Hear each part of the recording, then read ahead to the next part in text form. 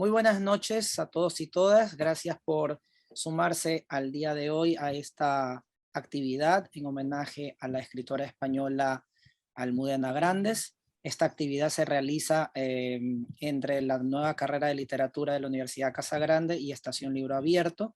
El día de hoy tenemos como invitadas a las catedráticas Cecilia Ansaldo y María del Carmen Pérez. Este homenaje surge justamente a raíz del fallecimiento de Almudena Grandes el 27 de noviembre pasado, y el día de hoy pues haremos una conversación entre Cecilia y María del Carmen, que nos comentarán sobre la vida y la obra de esta prolífica escritora española. Tenemos también hoy a Marcia Gilbert de Babra. Marcia es la presidenta del Consejo de Regentes de la Universidad Casa Grande, así que voy a dar paso a Marcia para que dé unas palabras de bienvenida a la actividad que nos convoca el día de hoy. Entonces, Marcia, pues, cuando quieras. Ahí te veo, ¿me ven? Sí, claro, te vemos, Marcia, habla. Muchísimas gracias, disculpa la cuestión tecnológica. Ya, y he estado aquí moneando varios minutos. Yo voy a ser sumamente corta. Lo que quiero es que esta sesión me complemente, si bien la complacencia no es completa, porque lo que estamos recordando es de una escritora a la que y aprendí a comprender en el grupo Mujeres del Látigo que Cecilia Ansaldo. Quiero felicitar al grupo de la universidad que tuvo esta extraordinaria idea, a Rodrigo, a ustedes chicos y a Cecilia por haber tenido la generosidad de aceptar.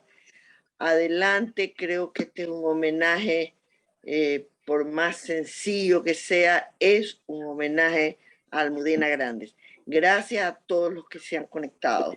Aquí estoy. Bueno, muchas gracias, Marcia. Entonces, bueno, vamos a dar voy a dar una brevísima introducción, así de datos generales sobre Almudena. Antes de eso, quiero decirles que si quieren alguno de los y de las asistentes hacer alguna pregunta, pues lo pueden colocar acá en el chat, y ya luego cuando entremos a la parte de abrir las preguntas, pues leeremos sus comentarios e inquietudes que tengan alrededor de lo que surja de la conversación, ¿ya? Entonces eso lo pueden escribir ahí en el chat sin ningún problema. Otra cosa también, nada, que si tienen comentarios, pues los coloquen ahí. Las dudas, los comentarios también, por favor. Eso también ayuda a que la conversación pues se enriquezca. ¿Ok? Bueno, comentarios muy breves que quería dar sobre Almudena Grandes. Bueno, Almudena Grandes, como ya lo hemos mencionado, pues es una escritora española de gran prestigio, de una larga trayectoria. Empezó su primera novela en el año 89, que se publica, que es Las edades de Lulú, ¿no? Una novela de carácter erótico, ¿no? Que luego fue adaptada al cine por Vigas Luna, y que en el cual en el guión participó también Almudena como co-guionista, ¿no? Almudena siempre tuvo una cuestión muy cercana al cine y al teatro. Ella dice que le hubiera encantado escribir cine, escribir teatro, pero decía que ella era tan narradora que desde la literatura, que le costaba mucho encontrar ese lenguaje del teatro, de las acciones, ¿no? Ella era como que ella decía que terminaba siempre hablando de lo interno, de lo emocional de los personajes, y eso en el teatro y en el cine para ella resultaba como bastante específico, ¿no? Es decir, ella no se sentía en la capacidad de poder escribir un guión en el cual hubiera acción, acción, acción, sino que necesitaba de la belleza de la palabra y de regodearse en eso, y por eso se sentía mucho más cómoda en el ámbito literario, ¿sí? Otra cosa interesante de Almudena es que después de este éxito que ella tuvo con las edades de Lulú, ella tuvo una crisis, una pequeña crisis en la cual ella no sabía cómo salirse de esa primera experiencia con la novela erótica, ¿no? Ella ya pensaba que iba a ser de alguna manera encasillada en eso y de alguna forma ella trató de mantener pues una línea muy clara de que eso había sido un primer trabajo, que le había gustado mucho realizarlo, pero que no era su interés continuar en ese perfil, ¿no? Entonces, después de eso, ella desarrolla una larga carrera en escritura de novelas muy interesantes, como su conocida novela Malena es un hombre de tango, Atlas de Geografía Humana, Los aires difíciles, Castillos de cartón, El corazón helado, ¿no? Y una cosa que también es muy interesante, que ya seguramente lo van a mencionar aquí Cecilia María del Carmen, es justamente ese deseo y ese rescate que hace constantemente Almudena en su obra de la memoria histórica, específicamente de la época franquista, ¿no? Es decir, eso está atravesado en muchas de sus novelas. De hecho, ella realizó un proyecto que no sabemos si habrá una obra póstuma dentro de ese proyecto, que era un proyecto que buscaba retratar lo que había sucedido en cuanto a la resistencia antifranquista en el periodo entre 1939 y 1964. Y este proyecto ella lo denominó Episodios de una guerra interminable, ¿no? Y este episodio de una guerra interminable, hasta el momento hay 5 libros publicados, ¿no? No se sabe todavía bien si es que hay un sexto que ella haya escrito antes de fallecer, eso habrá que verlo, ¿no? Pero en todo caso, Almudena en muchas entrevistas también era como decía y era muy enfática en lo importante que los jóvenes conozcan la historia de su país, ¿no? Justamente para no repetir esos errores y lo importante que es que se hable de lo que sucedió en ese momento histórico en España, ¿no? Entonces, dicho esto, bueno, les doy el paso a Cecilia y a María del Carmen, que obviamente van a comentarnos y a compartir con nosotros pues sus puntos de vista, sus apreciaciones acerca de la obra de Almudena. Entonces, Cecilia, María del Carmen, bienvenidas. Muchas gracias por estar aquí. Bien, Santiago, gracias. Estamos aquí, y me tomo el nombre de María del Carmen para hacer esta generalización, para vivir el duelo de haber perdido a Almudena Grandes, ¿no? Hay formas diferentes de vivir el duelo.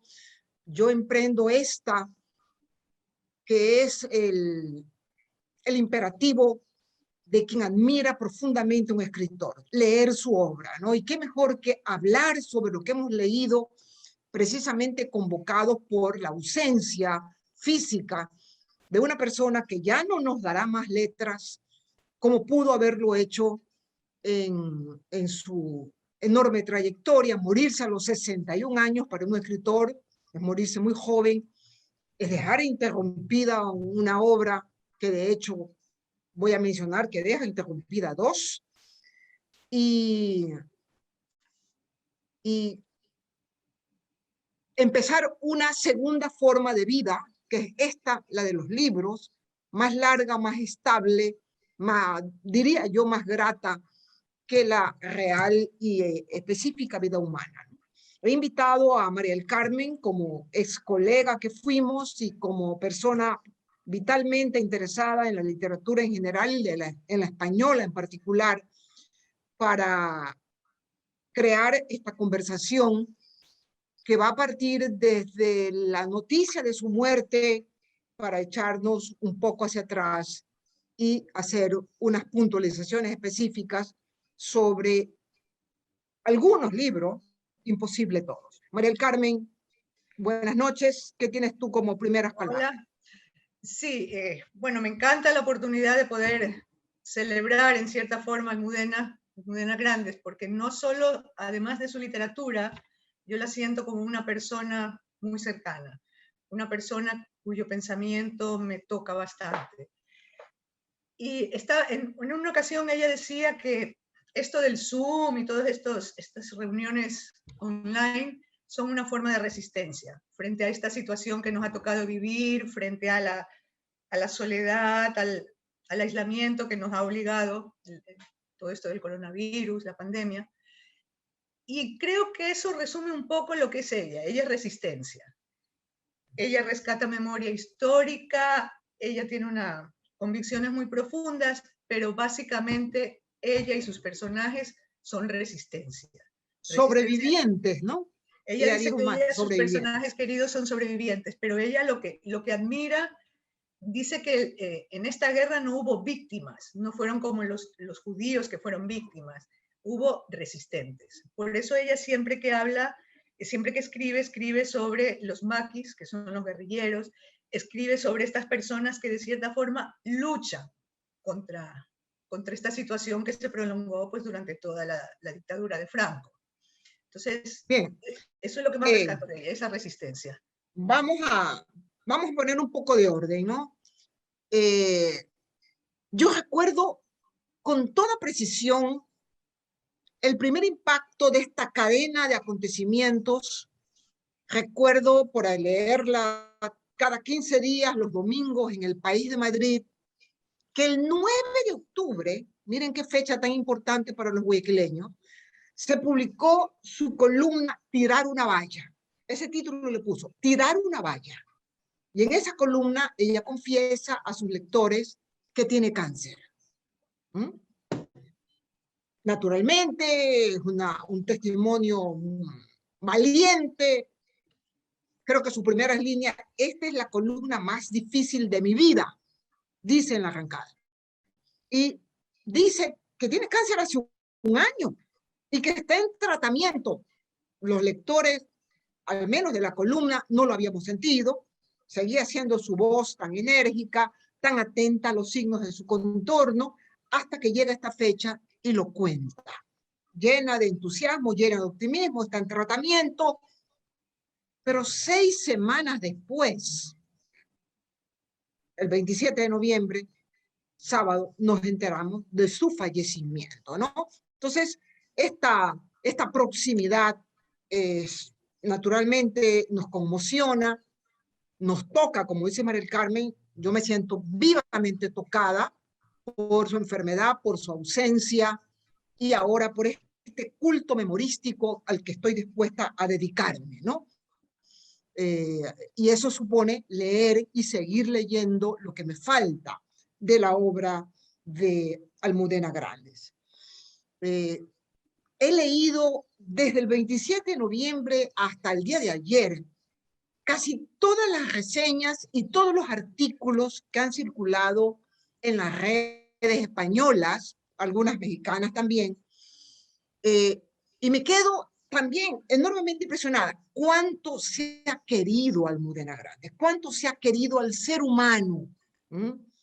Por favor, vimos el gesto de su marido, el gran poeta Luis García Montero, de besar un ejemplar del poemario y depositarlo sobre el ataúd al momento del entierro, ¿no? Entonces, sí, hemos estado por los medios tan cerca de este acontecimiento, de perderla, de los funerales, de los comentarios, que siento que estoy hablando, como tú dices, María del Carmen, de un ser que me toca, de un ser enormemente cercano, con quien tengo líneas de identificación personal e ideológica, ¿no? Miren ustedes, ella siguió escribiendo desde el 9 de octubre hasta este 27 de noviembre, publicó en El País 11 columnas en medio de su tratamiento. Entonces me digo, ya ese detalle no tenemos, ¿no? No sabemos cáncer a qué parte del cuerpo sufrió, nadie lo ha dicho. No sabemos cuántos días estuvo en la clínica y se recrudecieron sus males y muere el sábado 27. En fin, habría que ser español o estar en un círculo de íntimos para poder tener ese testimonio. ¿Qué se ha dicho sobre Almudena en estos días, no? Han estallado los testimonios. Escritores amigos, cantautores, íntima de Joaquín Sabina, por ejemplo, ¿no? Íntima de Ana Belén y Víctor Manuel. Claudia Piñeiros puso el primer día su pésame. Rosa Montero se volcó a las redes para poner el pésame. En fin, todo esto se ha movido y se sigue moviendo en torno del nombre de Almudena Grandes. Por eso, María del Carmen, ¿cuáles son para ti las ideas, las actitudes que tenemos que salvar simultáneamente a su obra? ¿Qué te parece?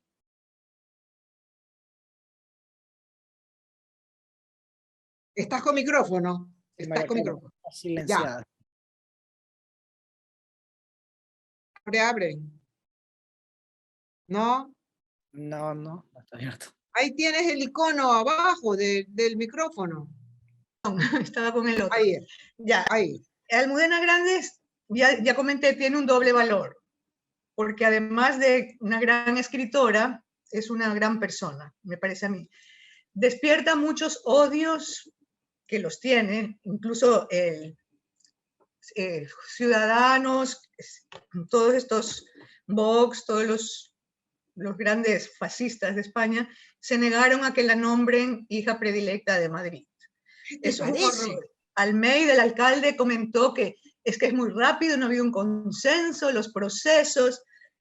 Alguien decía por ahí que ella no ha contribuido a salvar vidas, tampoco Julio Iglesias y tampoco Carmencita Martínez de Bordío, y son. Entonces, allí hay mucho odio hacia este personaje. Sin embargo, en sus obras yo no siento por parte de ella odio. O sea, sí hay un gran rechazo, una gran denuncia a todas estas barbaridades que se cometieron, pero no es una persona que demuestre odio, sí pasión. Eso es lo pero que yo pasión sí, María del Carmen, sí, y pasión supuesto, política, ¿no? Por supuesto. Ella fue una mujer de izquierda. Totalmente. ¿No? Estuve averiguando si fue miembro del Partido Comunista y no tal, solo en su madurez. En su madurez ella se inscribió en Izquierda Unida, que es uno de los partidos, como su nombre lo indica, pero parece que sí, en alguna entrevista, sí tuvo palabras airadas contra específicos personajes de la derecha, ¿no? Pero en este mundo polarizado vivimos, pues, María del Carmen. En este mundo polarizado, en el que las personas que tienen una palabra pública tienen derechos, claro, y tienen auditorio para lo que quieran oír, ¿no? Yo me quedo, por ejemplo, con su defensa de la cultura. Almudena Grandes creyó y practicó la idea de que la cultura en una sociedad es fundamental, que la cultura construye ciudadanía, que la cultura educa, que la cultura complementa la vida de las personas de tal manera que defendía una acción pública que enriquezca la vida cultural, que de hecho, si comparamos, por favor, nuestro pequeño país con España, están diametralmente opuestos, ¿no? España tiene una vida cultural enorme, inmensa. Ayer leía que la mexicana Lidia Cacho, secuestrada por el narcotráfico mexicano y radicada en España, ya está poniendo en escena una obra de teatro con su testimonio personal, ¿no? Naturalmente en México, si lo hace, la matan en el acto, pero en España hay espacio y hay atención para esas iniciativas. Entonces, Almudena alimentó, defendió, escribió para ese ámbito tan fundamental de la vida, ¿no? Por otro lado, Almudena se confesó permanentemente republicana. Por supuesto, esa es su pasión. Pero decirlo, María del Carmen, en un estado que es una monarquía constitucional, tiene cola, por ¿no? supuesto, la y gente, por eso todo... Así es, la gente allá sigue defendiendo tener rey, aunque el reyesuelo retirado tenga páginas tan negras y esté siendo en este momento motivo de enjuiciamiento, es un tema sagrado para muchos partidos, ¿no? Claro, y eso es un poco Almudena Grandes dice que eso es parte del problema, de por qué la democracia no puede todavía funcionar del todo en España. Ella dice, por ejemplo, en los otros países, en Europa, todos los regímenes totalitarios fueron totalmente desterrados, antiestalinistas, antifascistas. En España no.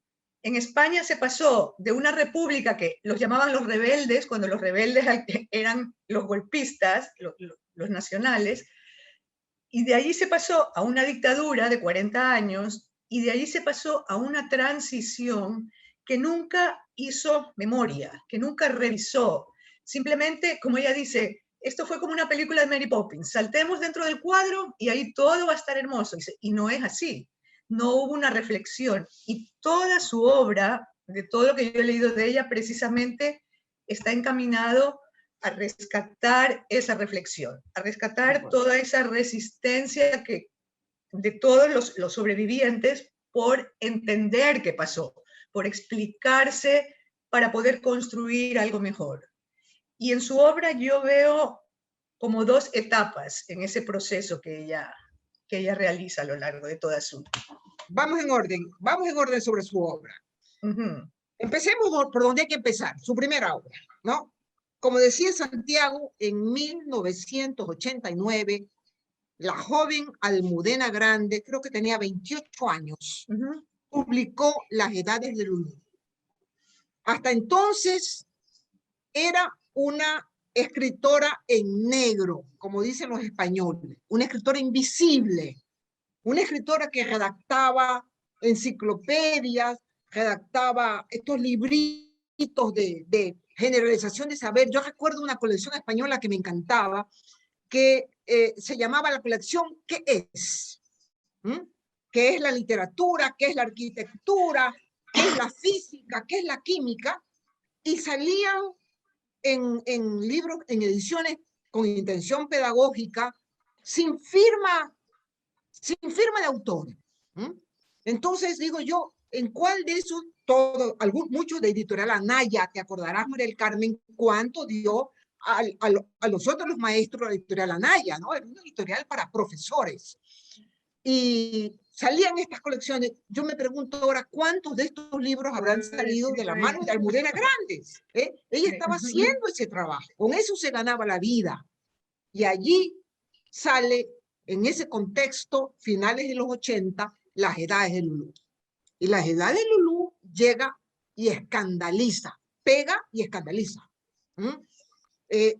Oye, han pasado 89, 40, 90, sí, han pasado 30 años, y yo estoy segura de que si alguna lectora, enfatizo en la quisquillosidad femenina para el erotismo, la lee hoy, se vuelve a escandalizar por María del Carmen, se sigue escandalizando. Sí. Entonces, año 89, Las Edades de Lulú gana el concurso de la editorial, de la colección. No, la editorial es Tusquets, La Sonrisa Vertical. Por favor, lo que vivimos esa edad, ese tiempo, María del Carmen, me imagino, has de haber visto alguno o varios de los tomos de La Sonrisa Vertical, ¿no? Cada año había el concurso, pero también la reedición de libros eróticos famosos, pues, ¿no? La historia del ojo, de Batel, algunos hasta más antiguos, este erotismo escondido de los siglos anteriores, ahí estaban en la colección de pasta rosada con la herradura vacía en el frente de La Sonrisa Vertical. Entonces, ganar ese concurso la convierte a ella en un instante en una autora situada para el bien y para el mal. Para el bien, sí, una autora nueva, una pluma vigorosa, una imaginación audaz, y para el mal, para la pacatería, claro, con que se puede leer una novela erótica, ¿no? Entonces, conversemos más en detalle de esa obra que, como tú bien recuerdas, entraría en la década de la transición, ¿no? España está saliendo de los 10 años de transición, 75, 90, 15 años de transición, en el que estallan los productos de la libertad. Claro, Entonces, por fin se puede publicar y escribir estas cosas en España después de 50 años de silencio. pero de todas maneras hay que tener valor para hacerlo. Claro que sí. Ella lo que está haciendo en realidad es recogiendo la experiencia de toda esa generación. Toda una generación, lo llaman a veces la movida madrileña, todo ese submundo que se formó ahora que ya había libertad, los antros, todo eso que antes no se podían imaginar, porque como ella dice, y es verdad, el pecado además de pecado, era ilegal.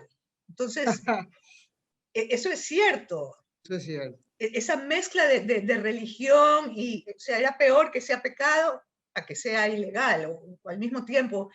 Entonces, ella recoge esas experiencias de esas mujeres. Yo en esa época vivía en España y recuerdo ese despertar. Oye, pero ¿esto qué es? O sea, era una celebración del sexo, realmente, una fiesta, porque no ha sido pecado, no ha sido nada malo. Entonces, se cayó en mucha, como en las edades de Lulú, en mucha experimentación. Vamos a ver qué es qué es esta novedad que ya no es tan malo como nos decían. Entonces, lo de ella es una experiencia, está contando algo que está pasando. Y vuelvo otra vez un poco repetitiva sobre lo de la resistencia, porque precisamente se está resistiendo a la pacatería, ¿ya? Está diciendo, miren, esto está pasando, no lo escondamos. Y como tiene pues esa pluma tan maravillosa, lo puede decir de esa forma, que llegue a todos. Yo quiero puntualizar más. ¿Qué es lo que dice Almudena Grandes en la novela Las Edades de Luz? Dice algo formidable en términos de libertad y feminismo. Dice, las mujeres tienen derecho al placer. Eso dice Almudena Grandes. Las mujeres tienen derecho al placer y a buscarlo, a experimentarlo, a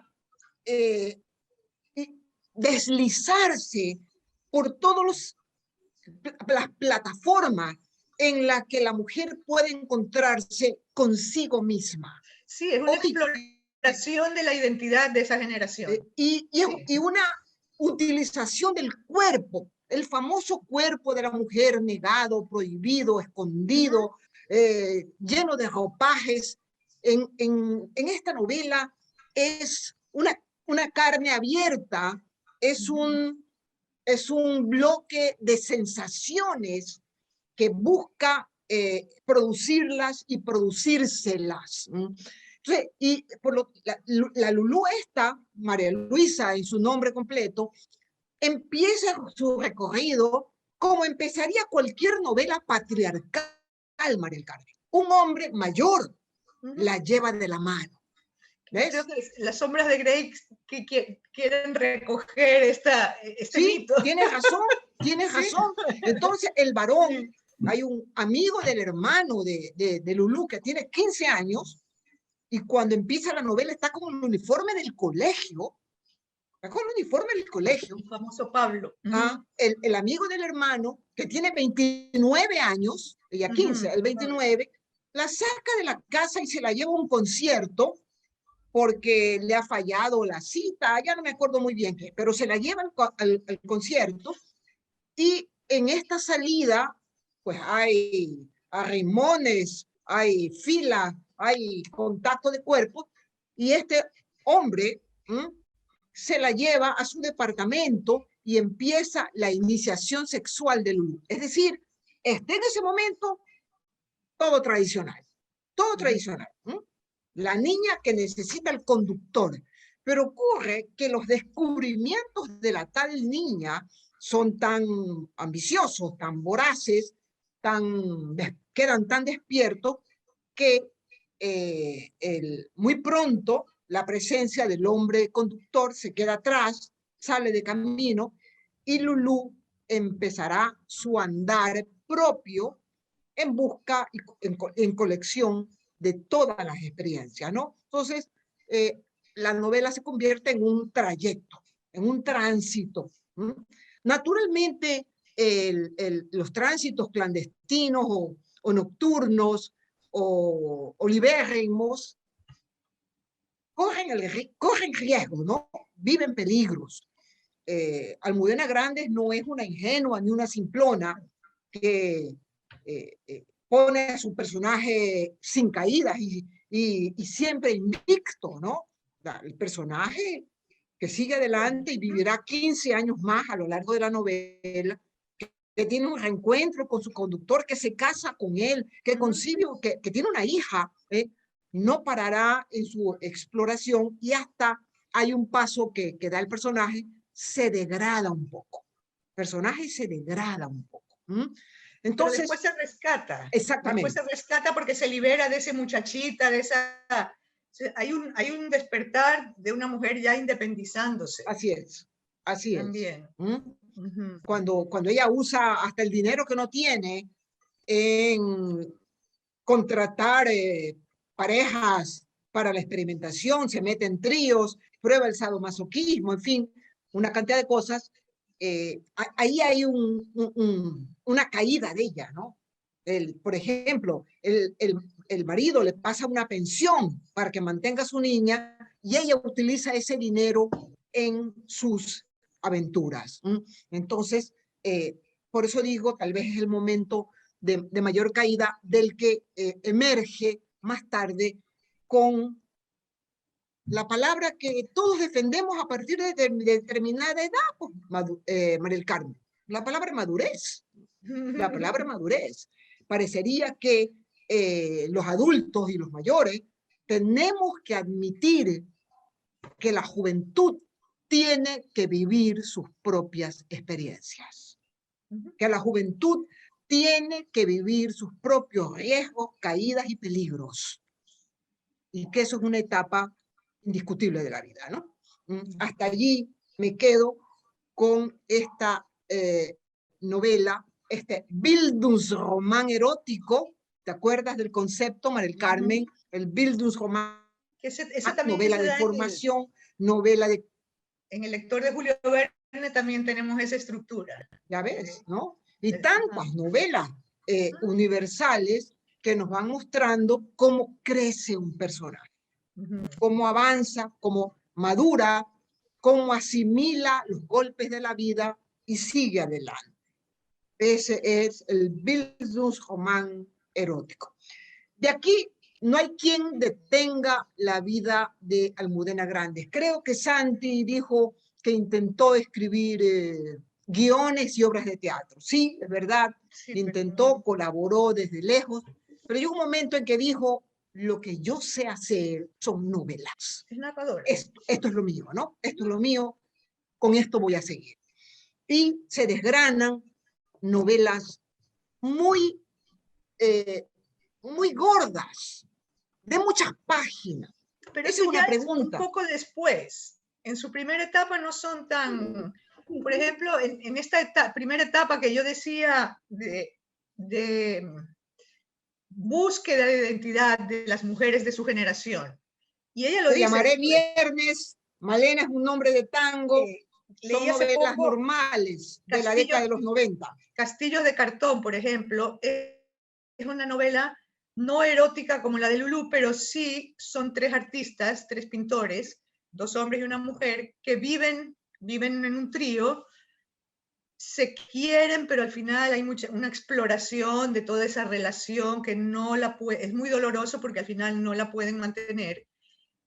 El principio de la novela es maravilloso porque como son pintores, qué manera más bonita y magistral de Almudena Grandes de narrar la mirada de un artista. Cómo se ve una pintura, cómo se aprecia. Es algo que yo siempre hubiera querido aprender, pero realmente ella lo dice de una forma que entiendes lo que puede llegar a ver en una pintura. Y pues también este trío experimentan esa búsqueda de identidad de los jóvenes, sobre todo de las mujeres, porque un poco la voz cantante la lleva la mujer, ese buscar su lugar, quién soy yo en esta nueva España, qué voy a hacer con esto que tengo ahora, cómo lo manejo, porque de repente me han soltado de la jaula. Entonces, y en este caso el experimento acaba mal, acaba de una manera muy dolorosa para todos. Porque había un poco también lo que hablábamos al principio, ¿no? Cuando son parejas de artistas, a veces puede haber un poco los celos, la competencia. Yo no sé si Almudena Grandes lo haya sentido o simplemente como gran observadora que es, pues se da cuenta que eso sucede. Pero está reflejado en esa novela que también pertenece a este ciclo, esta primera etapa, antes de entrar ya a la guerra civil, que es su otro gran filón. Exactamente. Vamos con ese filón. Vamos con ese filón como la tercera área de nuestra conversación. Debemos tener el control, ¿no es verdad, Santi?, del tiempo, porque nos vamos a detener a las 8:30, tal como estaba programado. Creo que hay que tener en cuenta que en el 2007 el Senado español decretó la Ley de Memoria Histórica. La Ley de Memoria Histórica por la cual España tenía que revisar el pasado, derogar la cantidad de signos que estaban impresos en las calles, en los monumentos, en las plazas del franquismo. Yo recuerdo, mira, la primera lectura que a mí me acercó al hecho de la memoria histórica no fue ni siquiera Almudena Grandes, fue Javier Cercas. Javier Cercas tiene una novela que se llama El Impostor, el que cuenta la historia de un falso sobreviviente español de un campo de concentración nazi, y cómo este señor, a base precisamente de la Ley de Memoria Histórica, cree que es su obligación moral hablar del pasado, ir dando testimonio por todas partes de una mentira, en su caso, cuando pues hay otras personas que sí, que lo han hecho con una fidedignia a la experiencia personal. Me sale el nombre de Jorge Semprún, por ejemplo, ¿no? Jorge Semprún fue el político y literato español que de verdad estuvo en un campo de concentración nazi y sobrevivió a esa experiencia, ¿no? Y lo contó en libros. Entonces, Javier Cercas desarrolla en esa novela El Impostor largamente lo que significaba para los españoles tener el respaldo de la Ley de Memoria Histórica hasta nuestros días. Por favor, lo vimos en el 19 o en el 20, que sacaron los restos de Franco del Valle de los Caídos y lo llevaron a un cementerio X a enterrar. Todavía eso fue un hecho. Me extrañaría que lo regresen. ¿Cómo van las cosas Sí, en España? claro, si gana las derechas, lo regresarían, ¿no? Pero en todo caso, ese fue el último gigantesco hito de la Ley de Memoria Histórica en el caso en la España muy, muy cercana, ¿no? Entonces, con esta ley sonándole en la cabeza, nuestra escritora emprende el proyecto mencionado por Santiago, los episodios de una guerra interminable, ¿no?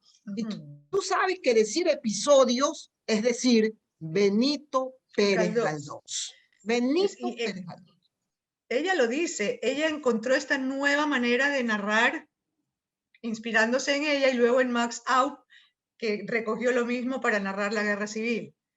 Esta forma de narrar desde abajo, desde la gente más simple, los que menos aparentemente han sido relevantes, pues que son estos sobrevivientes, ¿no? Y a partir de allí va lo suyo. Pero es que es maravilloso, por Dios, si tuviéramos tiempo, los amantes de los libros, y aquí estamos tres mirándonos los rostros, para todo el consumo literario que se viene en cascada cuando se rasca apenas cualquier tema, ¿no? Entonces, a mí me dicen episodios nacionales de Galdós, yo me acuerdo de la biblioteca de mi padre. Yo vi algunos tomitos, los tomitos amarillos, en la biblioteca de mi padre, Trafalgar, el primer episodio estuvo, pero yo era demasiado pequeña para ponerme a leer en ese momento, ¿no? Y esos libros se perdieron. Pero enterarme de que la colección de Benito Pérez Galdós tiene 46 novelas. El proyecto era el 46 novelas. No, todo el siglo XIX metido en 5 series de novelas, con estos personajes, como tú bien dices, el conserje, el periodista, pobretón, y política Toda la copiosa, historia está enorme. ahí armada. Así ¿sí? es, ¿no? Así es. Entonces, Y otra cosa. sí, Perdón, no sigue, digo, sigue. ahí está el modelo de esta mujer que dice, soy galdosiana, y en segundo lugar, cervantina, y cervantina por el estilo del que ya hablaremos, ¿no verdad? Ella arranca con un proyecto completo. Esto me maravilla, decirle a la prensa, voy a escribir 6 novelas con estos títulos, terminaré en el 2017. Oye, estamos habituados a que uno le pregunte al escritor, ¿qué está escribiendo ahora? No, dicen ellos, no voy a decir nada. Sí, estoy escribiendo, pero no quiero adelantarme, no quiero atrofiar mi imaginación. Almudena dijo, tengo estos 6 títulos, tengo trabajo fijo hasta el 2017. Y todo eso tenía de todo lo que investigó para El corazón helado. De ahí salió todo. Dice que empezó a rascar, dice, es que estamos sentados en una mina en España. Empezó a encontrar historias que nadie puede creer, la gente no sabe. Ella decía, no entiendo cómo yo creía, es historiadora, ella estudió historia. Dice, no entiendo, pero me di cuenta que no sé nada. Dice, no entiendo por qué no sabemos nada los españoles de la guerra. Y eso es, pues, precisamente el silencio, el olvido. Que ella lo olvida. Pero eso es medio contradictorio, María del Carmen, porque por otro lado, estamos diciendo, los lectores de literatura española, que el tema de la guerra civil ha sido el más prolífico del siglo XX. Y hay montones de novelas que, aunque sea tangencialmente, dime tú, La colmena de Camilo José Cela, por ejemplo, es una novela que no se entiende sin el antecedente de la guerra civil, ¿no? Claro, es lo que más ha inspirado. Siguen escribiendo de la guerra civil desde ahora. Pero eso no lo saben los que han estudiado, eso lo saben los que investigan. O sea, la gente no conoce todas esas pequeñas heroicidades. Todo lo que he aprendido en estos libros, por ejemplo, yo no tenía ni idea de que cuando ya los aliados estaban ya perdiendo la guerra, 4.000 guerrilleros españoles... Los aliados no perdieron la guerra nunca. Perdón, los aliados estaban para avanzando ganar la guerra. Los nazis perdían la guerra. Claro, los 4.000 guerrilleros españoles tomaron el Valle de Arán, que está en los Pirineos, y lo tomaron convencidos de que los aliados los iban a ayudar. Así es, y pero que iban a botar a Franco del poder. De España, que no, ya vino enseguida la Guerra Fría y los Estados Unidos estaban encantados con el enano. Y se pusieron de amiguitos de España, y Franco les abrió las fronteras para que vayan a instalar bases norteamericanas en tantos puntos de la península, ¿no? Así es. Entonces, sí, es maravilloso. Yo quisiera tener tiempo para leer los 5 libros seguidos. Hay que tenerlos todos. Habría que eso también ella lo tomó de Galdós. Es que aparecen personajes, eso le da una densidad, eso le da un... Claro. Y yo te comentaba que había encontrado a Pastora, la amante de Germán Velázquez. ¿Velázquez o Velasco? Ya no me acuerdo. Velázquez. Un personaje maravilloso en La madre de Frankenstein, ¿no? Sí, pero si tú lo encuentras después, se encuentra primero en El lector de Julio Verne. Y ahí es una historia maravillosa. Yo en esa historia sí que me estremecí, creo que es lo mejor de toda la serie.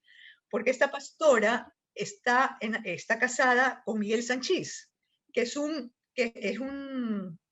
teniente de la Guardia Civil, y es un desgraciado que a todo el mundo trata mal, y es guapísimo, y al final resulta que este hombre no era fascista, no era nacional, sino que era un infiltrado. y entonces al final él acaba matando a unos que iban a delatar a los guerrilleros y se suicida para que no lo interroguen, y ella queda en el aire. Y es un amor tan hermoso el de estos dos. El niño dice que un día entra y lo encuentra a él de frente, arrodillado frente a ella, pintándole las uñas de los pies, pintándole las uñas de ese pie dañadito que tenía. Ella tiene un pie defectuoso, claro. Y después ella se queda sola. Y y en La madre de Frankenstein sigue adorando la memoria de su marido, tanto que no puede amar a Germán Velázquez. Entonces, esta es una mujer, un personaje rescatado de todas las mujeres que han sufrido en la guerra. Es un homenaje a todas esas mujeres. A ella le quitaron la pensión de guardia civil, le quitaron... Y Almudena Grandes cuenta que en España de que los guardias civiles tenían que tener un pasado que no tenga nada que ver con los rojos. Entonces, todos eran gente de pueblo que venían de alguna familia que tenía rojos, y con esa excusa le quitaron las pensiones a la mayoría de sus viudas. Y lanzaron a esas mujeres al malvivir. Y lanzaron a esas mujeres. Y las mujeres fueron las más maltratadas.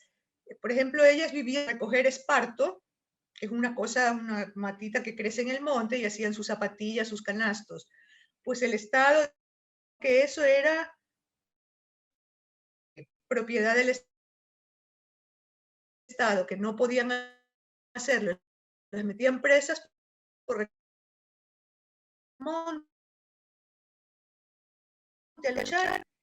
la mujer pagaba todo. Y dice Almudena Grandes, y sin embargo, hay nietos de esas que son médicos. Dice, yo quiero hacer un homenaje a estas mujeres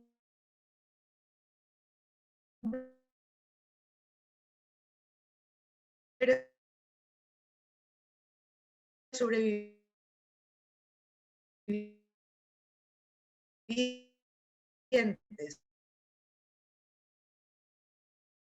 que lograron sacar adelante. Hará como después de este sentido dedicada novela.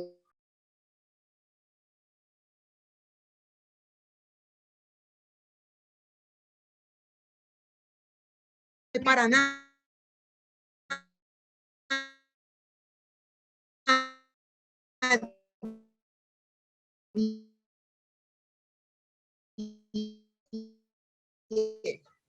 Caray.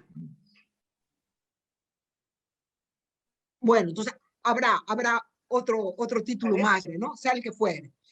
Entonces, La madre de Frankenstein, hasta hoy, yo adoro esta novela, María del Carmen. Yo adoro esta novela. Permíteme todo mi apasionamiento, tal vez porque no puedo seguir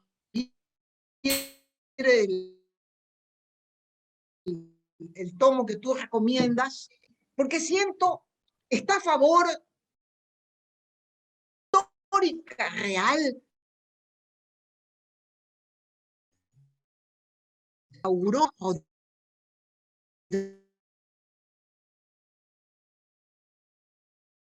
Oye, yo había leído esa historia que en periodismo, que en los crímenes famosos de la humanidad. Es sorpresa esta de verla, cómo se apropia del hecho real, la historia de una felicidad que puede estremecer más a un ser humano que enterarse de que una mujer mata a su propia hija. Oye, y que la mate por fines pedagógicos. Esto lo digo yo. Mata a su hija por cometido pedagógico.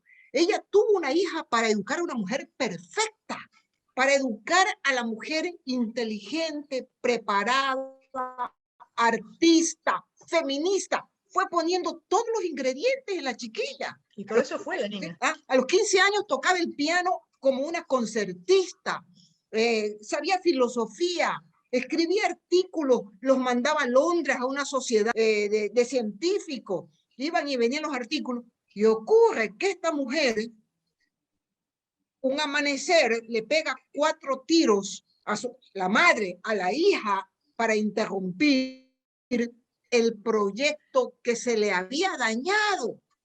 Se quería ir con el novio. Porque, Estaba harta porque de la la madre. chica, ¿cómo se llamaba la chica?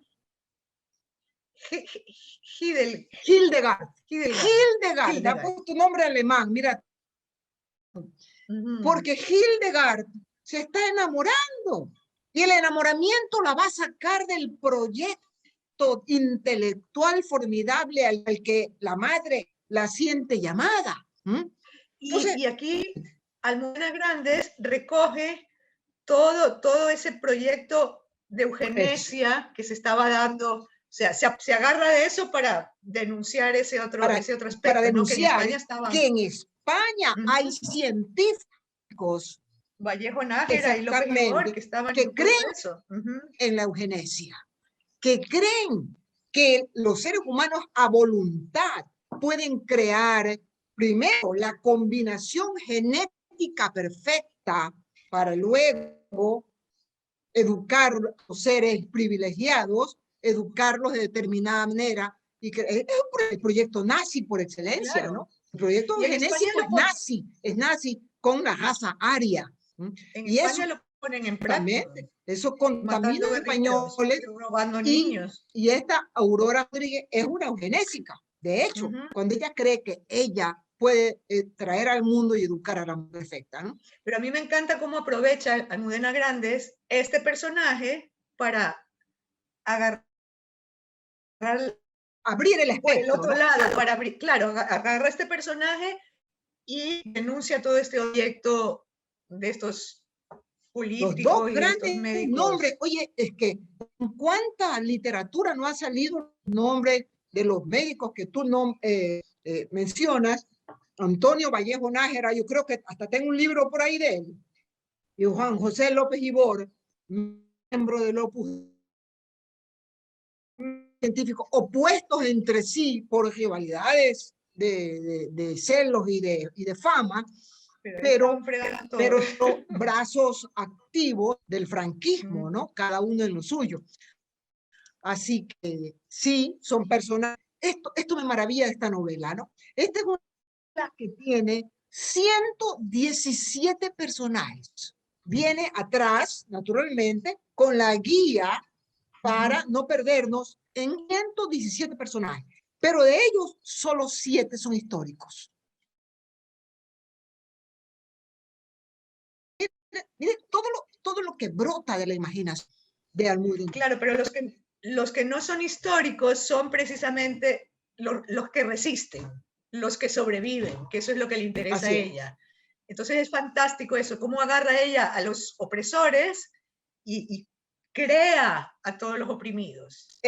Me encanta ese médico profundo, serio, que vive la guerra civil, que tiene que irse, que se educa afuera y que regresa a España, y el delicioso personaje más femenino de María Castejón, ¿no? ¿Cómo no amar a María Castejón? La chiquilla, producto de la guerra civil. Sus padres se conocen en la guerra civil, en la Madrid sitiada. Vienen y la dejan en manos de los abuelos en el manicomio donde trabaja el pobre abuelo. Crece en el manicomio, se convierte en la niña querida de la loca que asesinó a su hija, crece allí y va a ser el personaje fundamental que en medio del dolor es un espíritu positivo, transparente, amoroso, cálido, que cree en el ser humano y que tiene que irse de España porque el tema de los exiliados también está tan tomado en cuenta por Almudena, ¿no? Ir de España, perder España, llevar eternamente España en el corazón. Por eso el tema de las dos Españas, ¿no? La de dentro y la de afuera. De las dos Españas, adelante el corazón, decía Machado. Eso es. Y efectivamente. A él también le tocó a don Antonio amar y vivir en una y morir en otra, ¿no? Así que, para terminar, porque estoy controlando el reloj, ¿no verdad, Santi? Sí, hay que controlar el reloj. Hablemos del estilo de Almudena Grandes. Hablemos de esta mujer, leí por ahí que cuando terminar El corazón helado, se dio cuenta de que tenía 1000 páginas escritas. 1000 páginas, una novela de 1000 páginas. Y que cuando se inicia la serie, con Inés y la Alegría, que es el primer tomo, llega a 700 páginas, ¿no?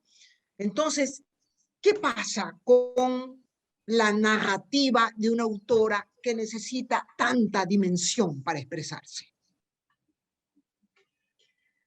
¿Qué dirías tú?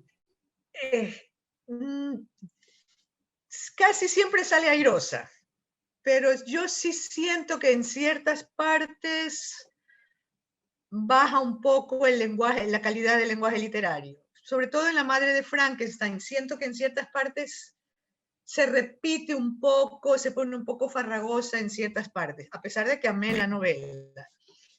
En El lector de Julio Verne sentí un lenguaje más meditado, más trabajado, mucho más poético. Lo sentí así, el otro lo sentí como más, un poco más apurado, no sé, fue mi impresión.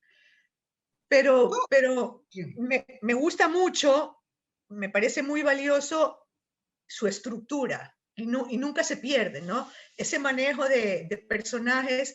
En el de La madre de Frankenstein son 3 narradores sin mucha diferenciación y tú vas notando cada uno de ellos, no te pierdes.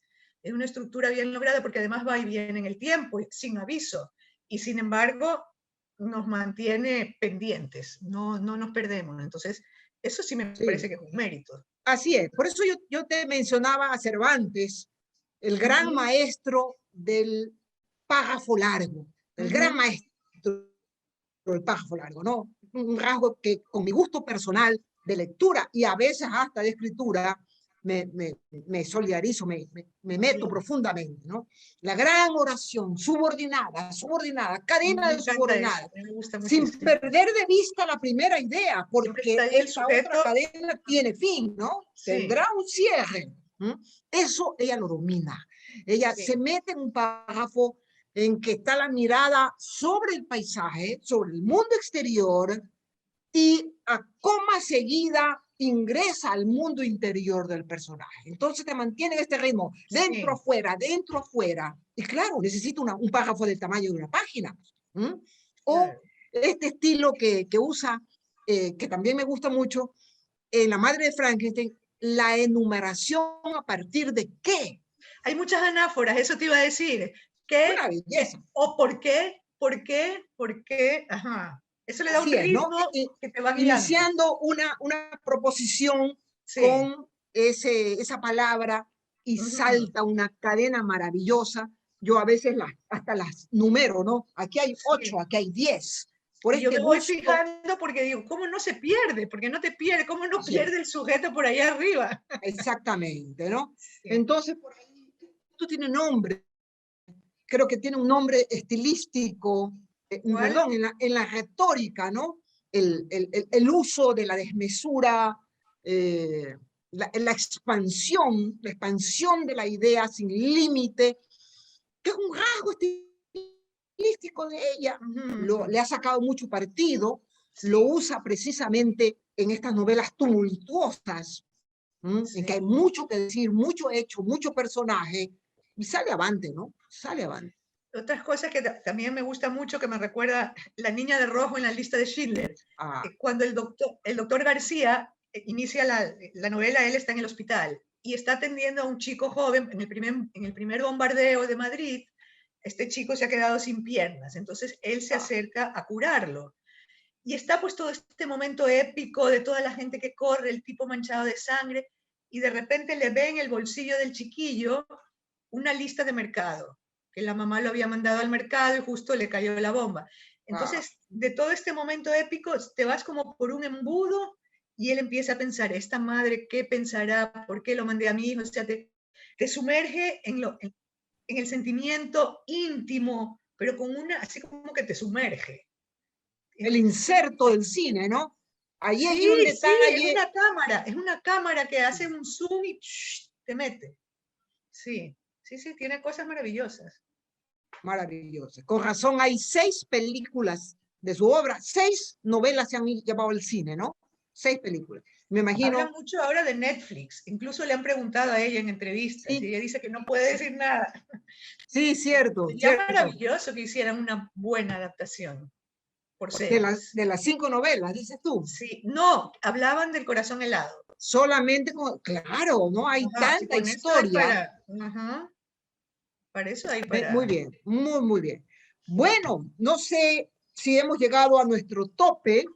No sé si Qué las pena. personas que nos oyen quedan con las ganas de leer inmediatamente una novela de Almudena Grandes y así continuamos a fomentar el legado literario, ¿no? Lo que queda entre manos, frente a los ojos, a partir de una entrega tan apasionada, una obra tan significativa como la de Almudena Grandes. No, Quisiera cerrar nuestra conversación recordando que Almudena estuvo en Guayaquil para una feria del libro de la etapa anterior, esa que se llamaba la Expo Libro. Ella y su esposa, y su esposo, el poeta Luis García Montero. Si mal no recuerdo, la dialogante de Almudena fue Alicia Ortega, nuestra querida amiga crítica literaria guayaquileña que vive en Quito. Cuando murió pusieron en la red las fotos de recuerdo que tienen Clarita Medina, que tiene Xiomara España, que tiene Lola Márquez, que estuvieron cerca del acto, fueron los anfitriones de esa convocatoria de feria, ¿no? Así que yo no, a mí se me pasó por alto, vaya usted a saber por qué no tuve acceso a ella o no tuve la atención suficiente de conocerla en persona, me quedo con ese vacío, pero enormemente dispuesta a seguirla leyendo. yo María quiero, Carmen. sí, una cosa que me conmovió mucho, que me dejó con mucha pena, en una de las entrevistas en el programa de La Tuerca de Pablo Iglesias, siempre terminan la entrevista, le da una tacita de La Tuerca y le dice, haz un brindis al invitado, ¿no? Por algo que tú quieras. Y Almudena Grandes brindo por la Tercera República y ojalá que yo la vea antes de morirme. Yo me quedé atorada, todavía lo pienso y me da ganas de llorar. La Tercera República esperaba ella. Sí, y bueno, me conmovió mucho eso, Ya porque lo esa era creo, sí, qué ya lo mujer creo. en ese sentido tan humana, tan Bien, observadora del dolor ajeno, sí. gracias a las amigas que se están despidiendo. Santi, tú tienes la palabra para cerrar este acto. Sí, bueno, muchísimas gracias. La verdad es que ha sido una conversación muy interesante, una conversación también desde la experiencia de la lectura, ¿no? Y qué bonito que hablen desde ese lugar, ¿no? Que es un lugar tan, no sé, que a mí en lo personal me genera una resonancia muy interesante. Y bueno, nada, también con muchísimas ganas de continuar leyendo. Yo ahora estoy con Sí. el corazón helado. Y comparto mucho de lo que ustedes han mencionado, sobre todo este tema de las frases, ¿no? Y esta mirada tan cinematográfica que tiene para describir, ¿no? Los encuentros, los diálogos de los personajes. La verdad es que estoy fascinado con esta autora y creo que es necesario leerla, ¿no? Para comprender quizás un poco más desde de esa postura de ella, ¿no? Lo que sucedió en la época franquista, ¿no? Creo que es una voz necesaria. Bueno, aquí se siguen sumando los agradecimientos. Bueno, muchísimas gracias por estar. Una cosa importante, quería decirles varias cosas a los asistentes antes de despedirnos. Bueno, primero que este conversatorio se da gracias a la carrera de literatura de la Universidad Casa Grande, junto con Estación Libro Abierto, que dirige Cecilia. Esta actividad va a estar disponible la semana que viene para aquellos que quieran volverla a ver. Va a estar disponible en la cuenta de YouTube de la universidad que se llama UCG Stream. Lo voy a anotar acá para que lo puedan empezar a seguir ya en la cuenta y así pues se enteran de todos los eventos que estamos realizando, las actividades que estamos haciendo. Funciona como un repositorio de todos estos seminarios que hacemos, así que pueden empezar a seguir la la cuenta si lo desean. Esta es nuestra última actividad del año, de la línea de artes de la Facultad de Comunicación.